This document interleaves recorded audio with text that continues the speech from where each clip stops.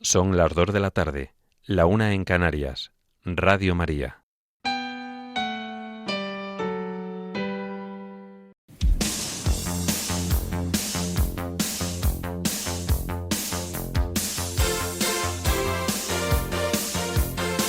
Servicios informativos de Radio María.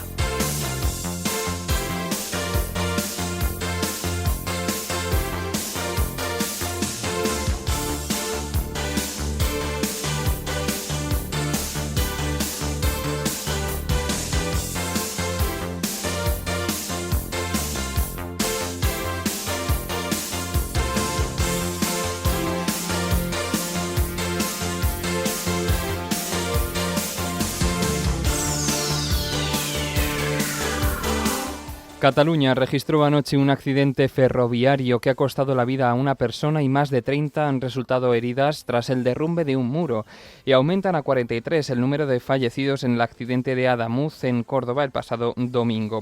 El obispo de Córdoba, en este sentido, ha visitado a las personas ingresadas tras este accidente, mientras los capellanes del hospital continúan acompañando a las víctimas y sosteniendo en la fe. En el plano internacional, el Parlamento Europeo paraliza el acuerdo entre la Unión Europea y Mercosur. Les contamos estas y otras noticias en el informativo que ahora comenzamos. Buenas tardes.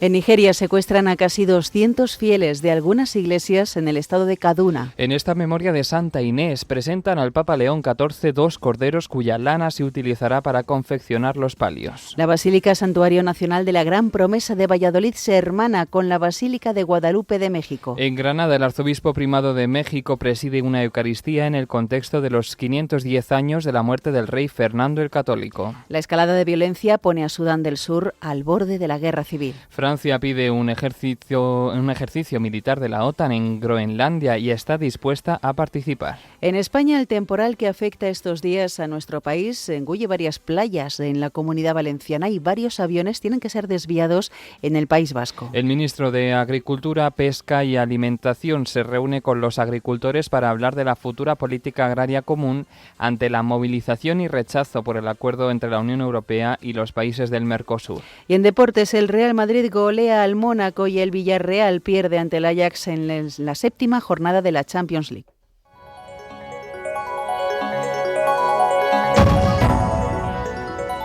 Comenzamos hoy en España contándoles que el terrible accidente ocurrido en Adamuz, en Córdoba, el domingo, que ha costado la vida a 43 personas. Después de ese accidente, anoche se produjo otro distinto de tren en Cataluña. El maquinista de un tren de Rodalies ha muerto y otras 37 personas han resultado heridas tras caer un muro de contención por un movimiento de tierra sobre un convoy entre Gelida y Sant Sadurní, en la provincia de Barcelona, a unos 50 kilómetros de la capital catalana. El muro ha caído sobre el primer vagón del tren de cercanías, que ha quedado deformado a consecuencia del impacto y en el que viajaba el grueso de los pasajeros afectados. Hay 5 heridos graves, 6 de menor gravedad y 26 leves, según el sistema de emergencia. 2 de los críticos viajaban en la cabina, como han señalado los bomberos. El maquinista fallecido tenía 28 años, era de Sevilla y estaba haciendo su formación en el convoy accidentado, según han detallado fuentes de los Mossos d'Esquadra, que se han hecho cargo de la investigación. En el momento en el que se cayó el muro encima, viajaba en la cabina con el conductor y más aprendices. Rodalies ya suspendió toda la circulación en Cataluña en julio del año pasado, por lo que la detención del tráfico ferroviario registrado el martes no ha sido un hecho inédito.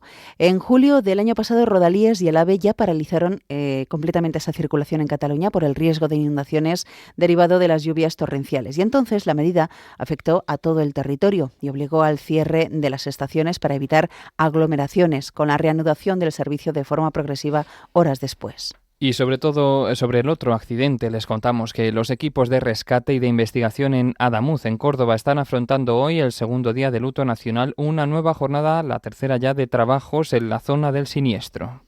Se han localizado 43 víctimas mortales, de las cuales el Servicio de Criminalística de la Guardia Civil ha identificado a 25, todas ellas a través de las huellas dactilares.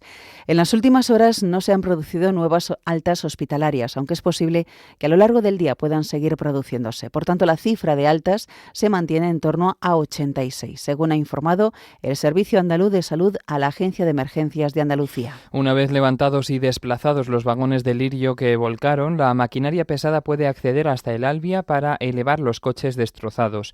El operativo de emergencia desplegado en Adamuz prosigue los trabajos en la zona centrados en el acondicionamiento del terreno, además de retirar los raíles de la vía para que los bomberos comiencen a trabajar en el troceado de la segunda mitad del vagón número 2 del tren, donde se encontraba la cafetería del tren Albia. La investigación del accidente se centra ahora en el tramo de vía en el que ocurrió el descarrilamiento y en la rodadura del tren de Irio, al tiempo que se analizarán los tráficos de otros convoyes que pasaron por el mismo punto en los 2 días anteriores. Adif ha informado de que la circulación de trenes de alta velocidad entre Madrid, Córdoba, Sevilla, Málaga y Granada continúa suspendida hasta nuevo aviso, así como las circulaciones a Huelva, Cádiz y Algeciras. En varios de estos trayectos se limita la velocidad. En el caso de Madrid-Barcelona se limita a 160 km por hora. Por su parte, el trayecto Madrid-Zaragoza también se reducirá a velocidad en un tramo de 78 kilómetros. Mientras tanto, la Iglesia continúa acompañando a los afectados y consolando a las víctimas de esta tragedia. Ayer el obispo de Córdoba, Monseñor Jesús Fernández, visitó el Hospital Reina Sofía de esta ciudad para interesarse por el estado de las personas ingresadas a consecuencia del accidente de Adamuz.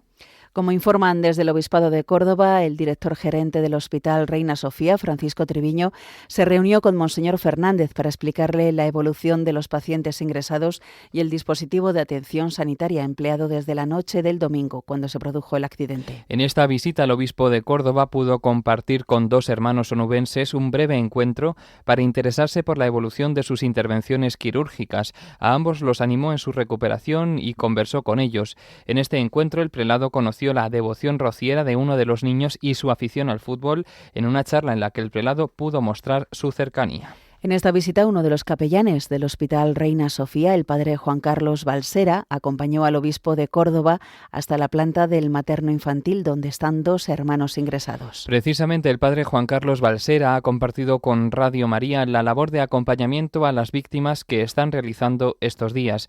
Entrevistado anoche en el programa Tiempo de Cuidar, el capellán indicó que aunque la situación está más encauzada, lo más complicado ahora es que las familias vayan aceptando esta dura situación. Queda sanar tantas vidas y tantos corazones pues que están destrozados. Familias que iban a coger y a ver el Rey León y han perdido a su abuela, a sus padres, otros que venían de unas oposiciones y que pues están debatiendo entre la vida y la muerte. Y claro, pues y de personas pues que todavía pues no saben dónde están sus seres queridos. También pues en el centro cívico de aquí de Córdoba pues varios sacerdotes están atendiendo también con los psiquiatras, con los sanitarios. Las situaciones son tremendas. En medio de esta situación, el capellán del Hospital Cordobés ha destacado la generosidad de tantas personas que se están ofreciendo a ayudar. No solamente los enfermos y los familiares, sino también tantísima gente pues que pertenece a las urgencias, que pertenece a los bomberos, que pues me decían pues personas pues que han salido pues corriendo horas sin dormir para poder atender sin conocerlo de nada. Y gracias muchas veces pues nosotros que somos cristianos a la fe. Uh-huh. A la fe. me decía una persona, padre, ¿cómo se puede vivir esto sin fe? Tiene que ser horrible. Pues sí, es muy difícil no sentirse acompañado por Dios en estos momentos tan terribles. Además, en este programa participó el párroco de la parroquia de Adamuz, el padre Rafael Prados. Así compartió cómo está el pueblo de Adamuz en estos momentos. No, sí, la gente ahora mismo está empezando a asimilar lo que ha ocurrido, porque lógicamente en esa noche cada uno estábamos donde teníamos que estar, donde se nos necesitaba, y claro, cada uno se quedaba con lo que iba viviendo. Y ahora que el pueblo ha podido ya sentarse, charlar, contarnos unos la historia a los otros y ser conscientes de todo lo que ha ocurrido y de todo lo que hemos vivido, pues sí, está la emoción a flor de piel y encima que están los periodistas aquí cumpliendo con su trabajo, pero inevitablemente en este pueblo que no está acostumbrado a tanto movimiento, inundado de periodistas que paran a unos y a otros para pedir información, pues lo reviven continuamente, ¿no? Y basta que te mencionen dos palabras para que se le llene a la gente los ojos de lágrimas, y es normal, ¿no?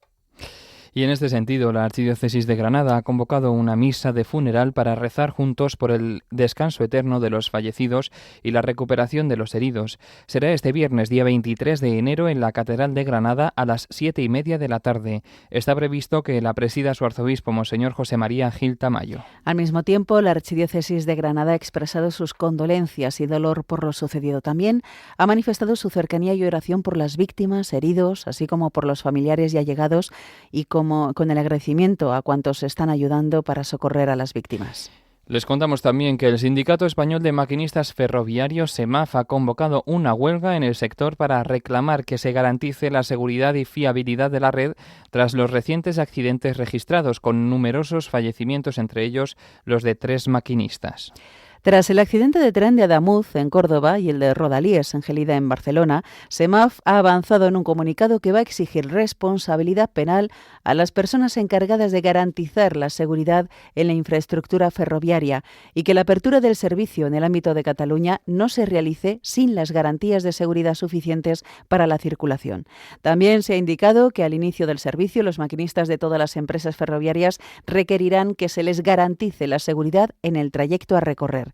En este sentido, cuando no se disponga de dichas garantías, se adaptará la marcha del tren a las condiciones reales de explotación de la infraestructura.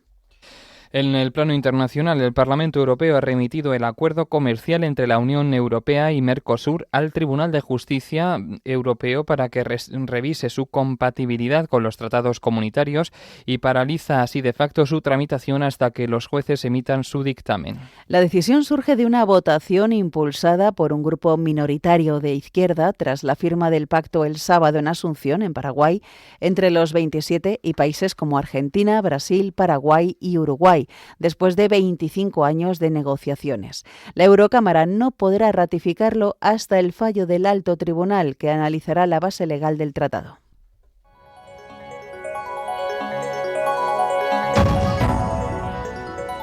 Noticias de la Iglesia en el mundo.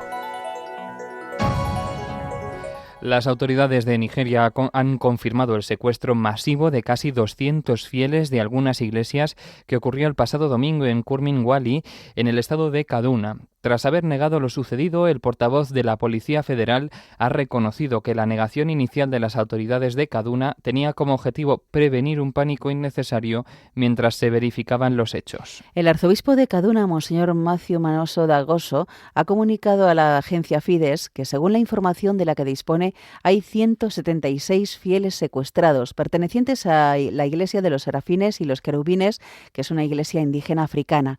De acuerdo con el prelado, no hay católicos entre los cristianos secuestrados. Por su parte, la organización ecuménica Asociación Cristiana de Nigeria, que reúne a las confesiones cristianas, incluida la Iglesia Católica, que había dado la noticia del secuestro, ha publicado los nombres de las 177 personas raptadas, una más de las referidas por Monseñor Dagoso. Desde Radio María nos unimos en oración por su pronta liberación. Y nos vamos a Roma. En el marco de esta memoria litúrgica de Santa Inés que celebramos hoy, esta mañana han presentado al Papa León XIV 2 corderos para ser bendecidos en la basílica que está dedicada a esta santa, virgen y mártir. La presentación de los corderos al Santo Padre ha tenido lugar en la capilla de Urbano VIII. La lana de estos corderos se utilizará para confeccionar los palios de los nuevos arzobispos metropolitanos. Este consiste en una estrecha banda de tela tejida en lana blanca, decorada con 6 cruces de seda negra. El rito de la bendición de los palios y su entrega a los arzobispos metropolitanos lo realiza el Santo Padre el 29 de junio en la solemnidad de los santos apóstoles Pedro y Pablo. Y el Papa León XIV, durante la audiencia general que ha presidido esta mañana en el aula Pablo VI en el Vaticano, ha continuado su ciclo de catequesis sobre los documentos del Concilio Vaticano II. En concreto, el pontífice ha reflexionado sobre la constitución dogmática de Iberbum, la figura de Cristo, de Jesucristo, como revelador del Padre. En este contexto, el Santo Padre ha indicado que Dios se revela en un diálogo de alianza en el que se dirige a nosotros como amigos. En este sentido, ha señalado que es un conocimiento relacional, que no se limita a comunicar ideas, sino que comparte una historia y nos llama a la comunión mutua. El Papa León apunta que el cumplimiento de esta revelación se realiza en un encuentro histórico y personal en el que Dios mismo se nos da, haciéndose presente, y nos descubrimos conocidos en nuestra verdad más profunda. Y esto, alega el Papa, es lo que sucedió en Jesucristo. Por ello ha hecho esta petición en su saludo a los fieles de lengua española. Saludo cordialmente a los peregrinos de lengua española.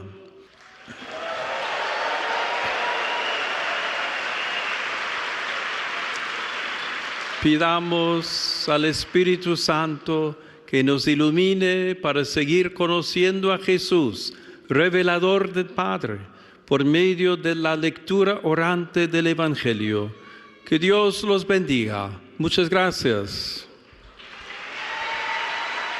El Papa ha subrayado que Jesús nos revela al Padre al involucrarnos en su propia relación con Él, remarcado que llegamos al pleno conocimiento de Dios al entrar en la relación del Hijo con su Padre en virtud de la acción del Espíritu.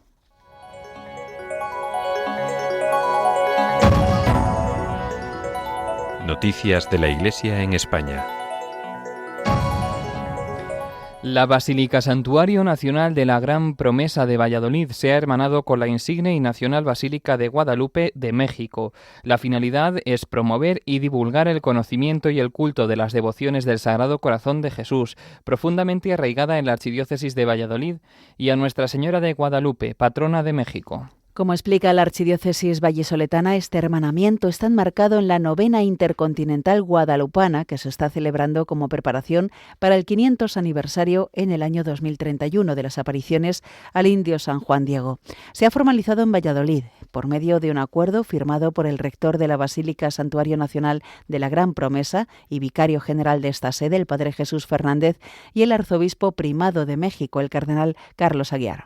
Por este acuerdo, que estrecha vínculos entre los fieles de uno y otro lado del Atlántico, el templo mexicano se compromete a celebrar cada año la solemnidad del Sagrado Corazón de Jesús. Y por su parte, el templo vallisoletano celebrará con solemnidad la fiesta de Nuestra Señora de Guadalupe. Además, en uno y otro templo se rezará por el pueblo hermano de España y de México, respectivamente. Ambas archidiócesis han expresado su ardiente deseo de que este hermanamiento entre la Basílica Santuario Nacional de la Gran Promesa de Valladolid y la insigne y nacional Basílica de Guadalupe de México fortalezca los lazos fraternos que siempre han unido a nuestros pueblos para mayor gloria de Dios y la salvación de las almas. Este hermanamiento es uno de los frutos del viaje que el arzobispo de México ha realizado a Valladolid junto a su obispo auxiliar, el vallisoletano Monseñor Francisco Javier Acero, quien firmó como testigo de honor en el acuerdo de este hermanamiento. Junto a él también el obispo emérito de Santander, Monseñor Manuel Sánchez, quien reside actualmente en Valladolid. Durante esta visita, en la que la comitiva mexicana estuvo acompañada en distintos momentos por el arzobispo de Valladolid y presidente de la Conferencia Episcopal Española, Monseñor Luis Argüello, también se ha celebrado en el Centro Diocesano de Espiritualidad una reunión de la Comisión Isabel la Católica, que trabaja desde la Archidiócesis de Valladolid en favor de la causa para la canonización de la reina Isabel. Y la Archidiócesis de Granada, por otro lado, ha comunicado que la Eucaristía convocada por el Cabildo de la Capilla Real en conmemoración de los 510 años del fallecimiento del rey Fernando el Católico se va a trasladar hasta el lunes 26 de enero a las 7:30 de la tarde. El motivo es la coincidencia en el día y hora con la misa funeral convocada por la Archidiócesis para rezar por las víctimas del accidente ferroviario en Adamuz. Por otra parte, el Arzobispado de Granada ha indicado que se mantiene la Eucaristía convocada para hoy a las 7:30 en la Capilla Real. Estará presidida por el Arzobispo Primado de México, el cardenal Carlos Aguiar. Además del Arzobispo de Granada, Monseñor José María Gil Tamayo, concelebrará el Obispo Auxiliar de México, Monseñor Francisco Javier Acero, y los capellanes reales. Esta Eucaristía se celebra en el contexto del aniversario de la muerte de Fernando el Católico y con ocasión de celebrar juntos con los hermanos de la Iglesia en México uno de los territorios evangelizados de la mano de los Reyes Católicos cuyos restos custodia la Capilla Real.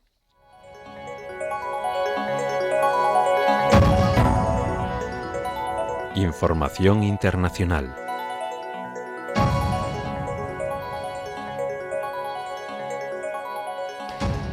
Según algunos medios internacionales, Sudán del Sur se encontraría al límite de una guerra civil tras la formación de una nueva alianza opositora. Está liderada por partidarios del ex vicepresidente arrestado Riek Machar, que coordina con grupos como el Frente Unido y el Frente de Salvación Nacional para derrocar al gobierno del presidente Salva Kiir.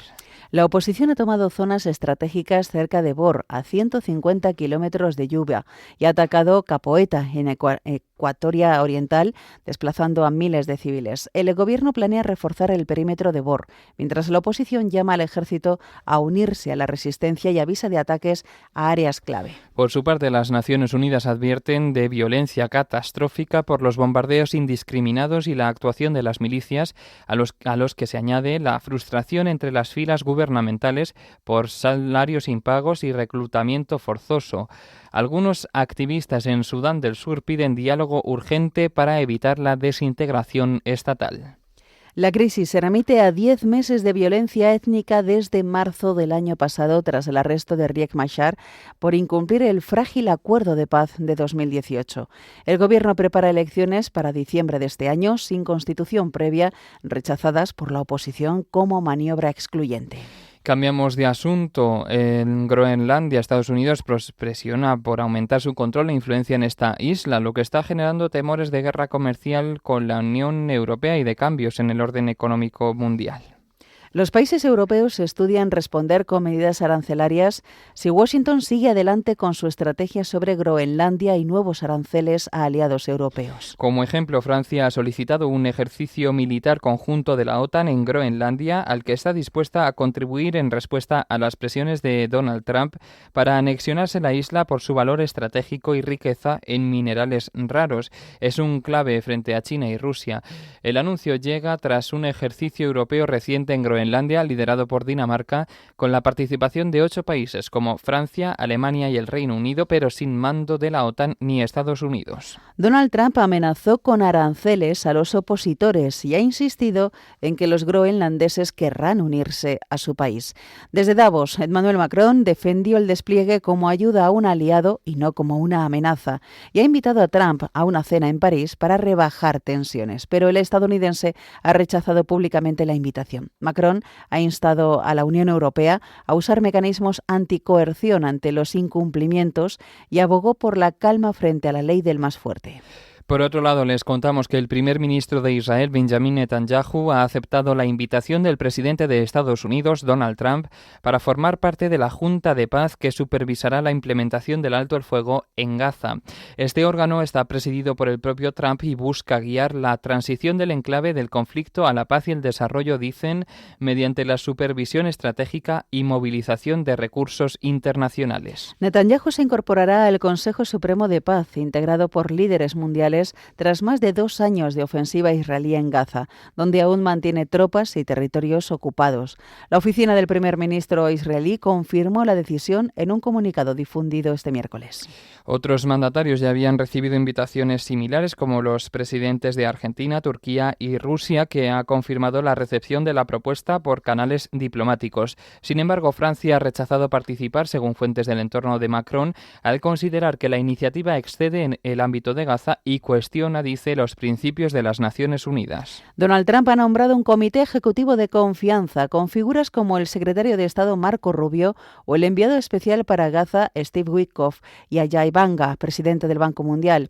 Además, se crea un comité ejecutivo para Gaza en apoyo del alto representante Nikolai Mladenov y un comité de tecnócratas palestinos que gestionará el enclave, aunque este último ha generado protestas en el gobierno de Netanyahu por incluir representantes de Qatar y Turquía vistos como tolerantes con Hamás. Terminamos contándoles que el presidente de Armenia y el de Azerbaiyán han comparecido juntos por primera vez en el Foro Económico Mundial de Davos desde la firma de un histórico acuerdo de paz que pone fin a 30 años de conflicto en el Cáucaso Sur.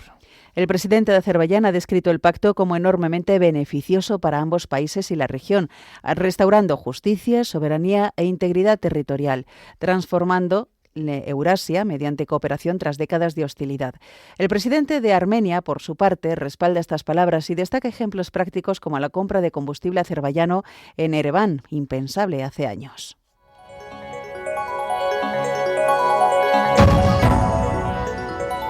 Información nacional. Comenzamos hablando del temporal meteorológico. El presidente de la Generalidad, Juanfran Pérez Llorca, ha lamentado la afección que ha tenido el temporal marítimo que afecta a la comunidad catalana estos días a causa de la borrasca Harry, que ha llegado a engullir varias playas del territorio de Valencia y ha criticado la inacción del Gobierno de España respecto a las actuaciones en la costa valenciana. El temporal obligó a los ayuntamientos de localidades como Sagunt, Cullera, Tavernes de Valdiña, Vinaròs o Almassora en alerta naranja ayer por fenómenos costeros, a cerrar los accesos a sus zonas litorales o a los paseos más próximos al mar. Además, agentes de la Guardia Civil y la Policía Local de Tavernes de la Valdiña en Valencia desalojaron por la tarde un edificio de forma preventiva al desprenderse una terraza por el temporal. Pérez Llorca ha señalado que se lleva tiempo reivindicando al Gobierno que hay que asegurar el estado de esas playas, pero ha lamentado que el Ejecutivo Central tome medidas. Hablábamos de la Comunidad Valenciana y este temporal también ha provocado que un total de 7 vuelos con destino Bilbao hayan sido desviados y otro cancelado en origen debido a las fuertes rachas de viento del sur que registra la comunidad desde esta madrugada. Según ha informado fuentes de AENA, el primero de ellos ha sido un avión procedente de Madrid que ha tenido que regresar a su aeródromo de origen. También un vuelo con salida a Barcelona ha tenido también que volver al aeropuerto de la capital catalana y por el momento ni el aeropuerto de Foronda en Álava ni el de Hondarribia en Guipúzcoa han registrado incidencias. Y el ministro de Agricultura, Pesca y Alimentación, Luis Planas, se reúne hoy con las organizaciones que integran el Consejo Asesor Agrario para hablar de la futura política agraria común, conocida como PAC. Planas retoma así la agenda de reuniones con los agricultores, primero con Cooperativas Agroalimentarias de España y posteriormente con las organizaciones agrarias Asaja, COAG, UPA y Unión de Uniones en el Consejo Agrario. En sendos encuentros se abordará el estado de las negociaciones del nuevo marco financiero plurianual de la Unión Europea para el periodo 2028-2034 y la futura PAC. La cita se produce en un contexto de gran movilización de los productores que rechazan el acuerdo firmado entre la Unión Europea y los países del Mercosur, junto a otras cuestiones como el posible recorte de los fondos de la PAC. El Gobierno español, junto al sector primario y las comunidades autónomas, se ha mostrado en contra de los planes de la Comisión Europea para la próxima PAC, que estiman que llevaría a una disminución de las ayudas de hasta un 22%.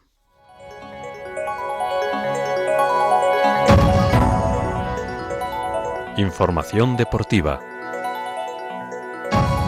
Comenzamos hoy con fútbol. El Real Madrid venció anoche por 6-1 al Mónaco en la penúltima jornada de la fase de Liga de la Champions, una goleada que lideró el brasileño Vinícius Júnior con 2 asistencias y un gol, en un triunfo que permite a los del Real Madrid asegurar virtualmente el top 8. Por su parte, el Villarreal perdió por 1-2 frente al Ajax de Ámsterdam en un partido en el que el conjunto neerlandés consiguió remontar el gol del Villarreal y no permitió que el equipo castellonense se despidiera de su afición con una victoria en la competición competición en la que ya está eliminado tras haber sumado solo un punto. Y en balonmano, la selección española masculina ya conoce quiénes serán sus rivales en la ronda principal del europeo que se está disputando en Dinamarca, Suecia y Noruega, después de que se completase ayer la ronda preliminar del torneo. España se medirá a Portugal y Dinamarca como primer y segundo clasificados del grupo B y con Francia y Noruega como clasificados del grupo C. La selección española, que pasó de ronda como segundos del grupo A, buscarán las semifinales sin puntos acumulados. El primer partido de España será mañana a las 6 de la tarde contra Noruega.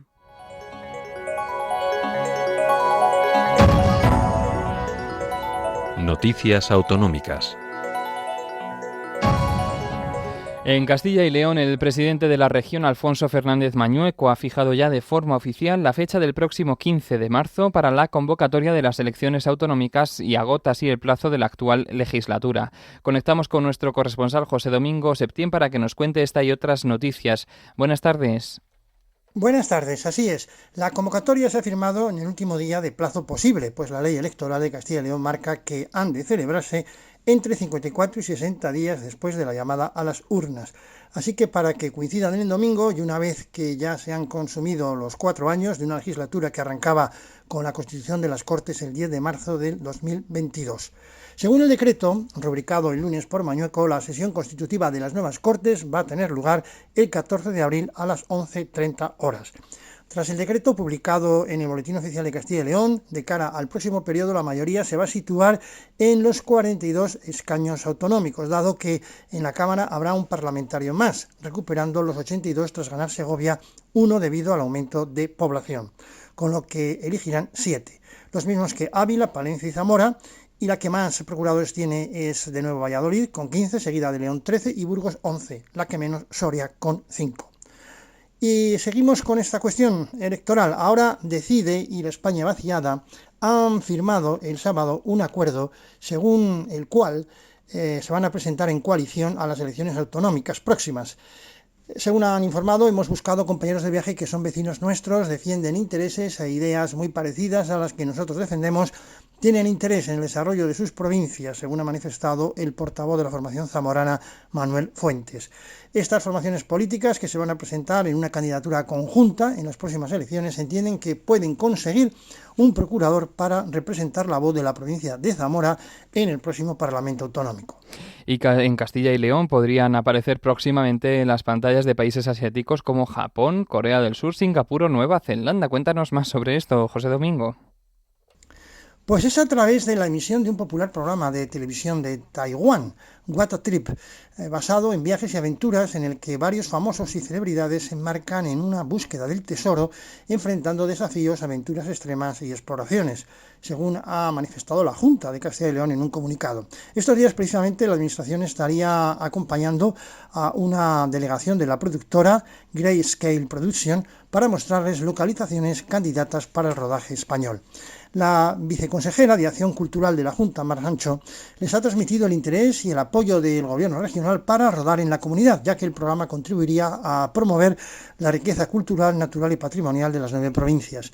Tras el éxito de la primera temporada, grabada íntegramente en Nueva Zelanda, Grayscale se prepara para el rodaje de otra, esta vez en España, para lo cual está buscando localizaciones en Castilla y León. Los representantes de la productora están visitando las provincias de Salamanca, Segovia y Valladolid y en próximas fechas van a continuar por el resto de la comunidad, según ha resaltado la Junta, que ha comunicado la buena noticia, ya que la emisión del programa supondría una indudable herramienta de promoción turística ante los más de 100 millones de espectadores que siguen este programa, What a Trip. Y vamos a concluir. La revista Condé Nast Traveler ha escogido a la ciudad de Valladolid entre las finalistas a mejor destino de nuestro país, manifestando que no solo las tapas merecen un viaje, ya que es tierra de rutilantes escritores y de cine.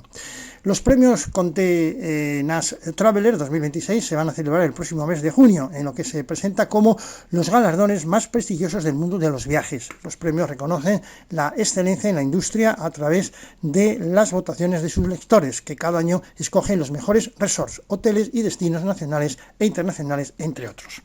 Con esta noticia finalizamos. Buena semana para todos y hasta dentro de 7 días. Saludos desde Castilla y León. Muchísimas gracias, José Domingo. Hasta el próximo miércoles. Nos vamos hasta la región de Murcia. El puerto de Cartagena vende en la Feria Internacional de Turismo 2026 Fitur su récord de escalas de cruceros y su modelo de integración en la ciudad. La previsión de cruceros es superar la cifra de 2025. Nos lo va a contar nuestro corresponsal en Murcia, Rafael Sáez. Buenas tardes. Buenas tardes. La Autoridad Portuaria de Cartagena vuelve a la Feria Internacional de Turismo 2026, Fitur, que se celebra desde hoy en Madrid con presencia de los stands de Puertos del Estado y la Comunidad Autónoma de la región de Murcia, reforzando su liderazgo en turismo de cruceros con la consolidación como destino de calidad.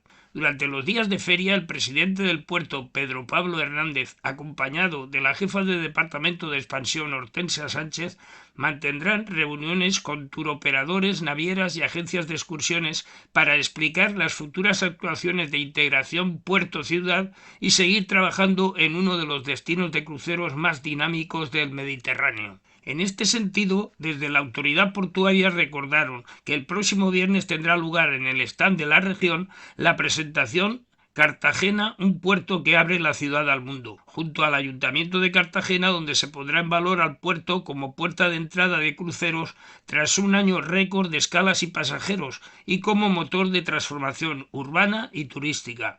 Después de haber logrado cerrar 2025 con un récord histórico de cruceristas que alcanzó los 257.000 pasajeros y las 185 escalas, y con previsiones aún mejores para 2026, el puerto de Cartagena llega a Fitur con su mejor momento, en un año que será clave para avanzar en los principales proyectos de integración en la ciudad que están transformando el frente marítimo. En este sentido, el presidente de este organismo, Pedro Pablo Hernández, destacó que se trata de un crecimiento que no se mide solo en volumen, sino también en calidad, con un peso creciente de navieras del segmento premium y de lujo, mayor impacto económico en la ciudad y un perfil de visitante internacional de alto valor. Las previsiones para este año 2026 refuerzan esta tendencia, con cerca de 200 escalas y más de 285.000 pasajeros previstos, la incorporación de nuevas navieras, así como un calendario de cruceros más diversificado a lo largo de todo el ejercicio. Y la subida de los alimentos marca el menú de los murcianos. Más de la mitad cree que los precios afectan en la salud de su dieta. El informe de hábitos de Tader Consumo alerta de la existencia de una bolsa estructural de consumidores vulnerables. Explícanos esto, Rafael. Efectivamente, la subida de precios en la alimentación vivida en el último año impacta en los menús de los ciudadanos de la región de Murcia.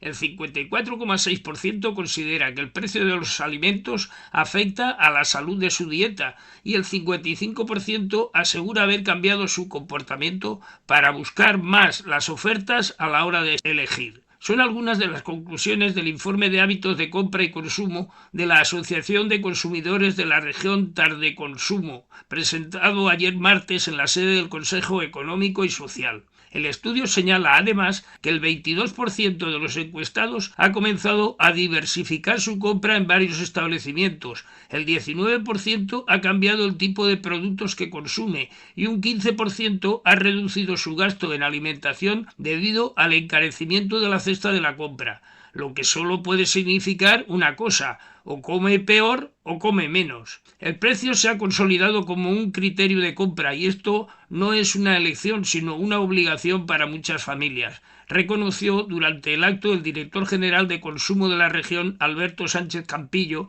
que acompañó a la asociación en la presentación del informe. La inflación, especialmente en los productos básicos, ha reducido el poder adquisitivo y ha puesto a muchos hogares en situación de vulnerabilidad que no podemos ignorar, aseguró Sánchez Campillo, que consideró que estas necesidades no se han visto acompañadas suficientemente de medidas por parte del Gobierno nacional.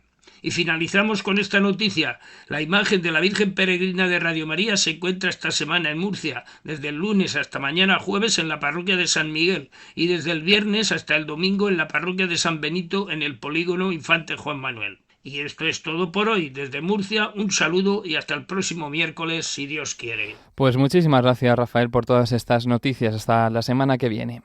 Terminamos el informativo con la previsión del tiempo realizada por Miriam Herraiz.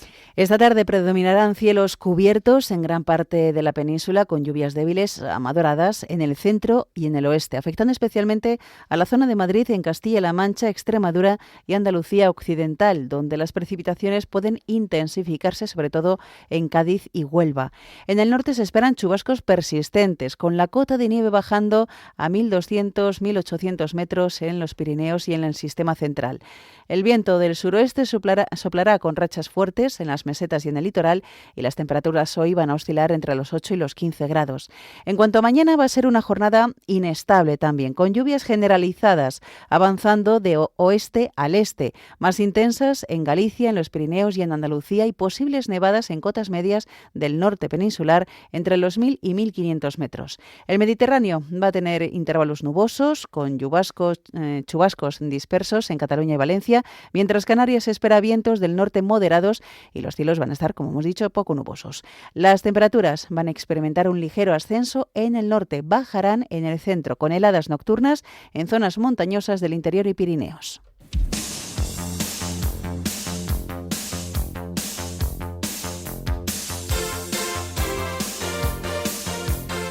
Esto es todo por el momento. Los hemos acompañado en la redacción Cristina Abad, Rocío García y Natalia Otero de Bustos, y se lo hemos contado Yolanda Gómez y José García. Tendrán más noticias esta noche a las 10, las 9 en Canarias. Buenas tardes. Informativos de Radio María.